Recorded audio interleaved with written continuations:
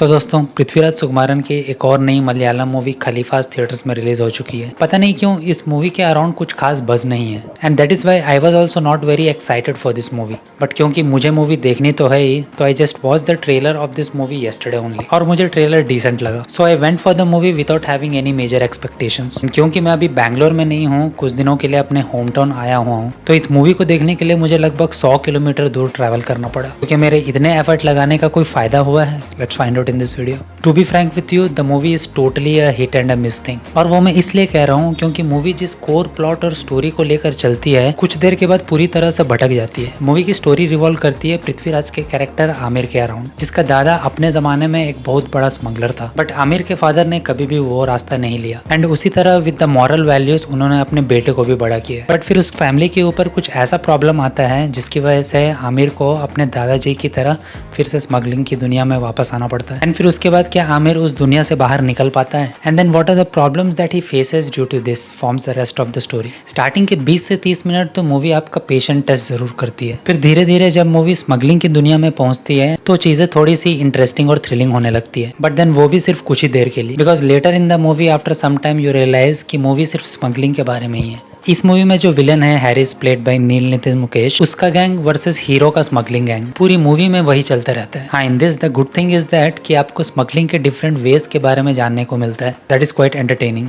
Also इस movie में जितने भी एक्शन सीन्स हैं they are very good and very well choreographed, and वो स्क्रीन पर देखने में मजा भी आता है। बट फिर उसके अलावा मूवी अनफॉर्चुनेटली आपको और कुछ भी ऑफर नहीं कर पाती। मूवी में ना कोई आपको नई स्टोरी देखने को मिलती है, ना ही कोई strong emotions. Even the whole screenplay of the movie also looks very flat. हाँ, मूवी में पृथ्वीराज का कैरेक्टर और उसके फादर के बीच का जो इमोशनल एंगल है वो थोड़ा ठीक लगता है। But even that emotion also didn't explore properly in the movie. In my opinion अगर बाप बेटे वाले इमोशन को थोड़ा और टाइम देते and if you had a little more depth in that emotion, then maybe the movie would have been much better.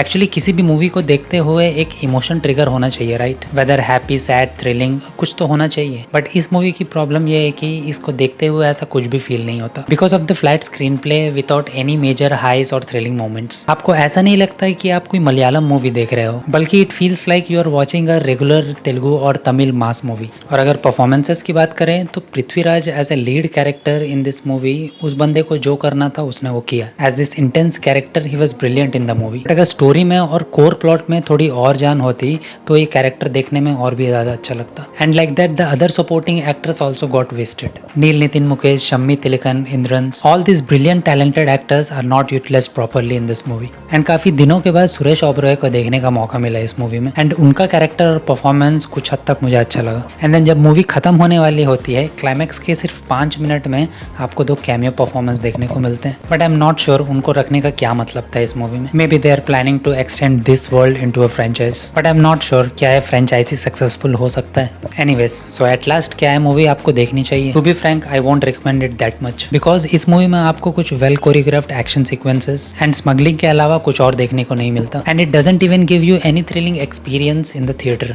बल्कि इसके बदले आप पृथ्वीराज की ही लास्ट मूवी आई नोबडी देख सकते हो, जो कि पिछले महीने ही रिलीज हुई थी। And that is far far better movie than this one, and उसका रिव्यू आपको यहाँ पर देखने को मिल जाएगा। तो ये था मेरा रिव्यू ऑन द मूवी खलीफा। आप बताओ आपको ये मूवी कैसी लगी, if you already watch the movie. आज के लिए तो इतना ही। वैसे कल एक और मलयालम मूवी रिलीज हो रही है, निविन पोली और ममिता बाईजू वाली। अब जब इतनी दूर आया हूँ तो उस मूवी को भी देख कर जाऊंगा, and hopefully that movie doesn't disappoint me.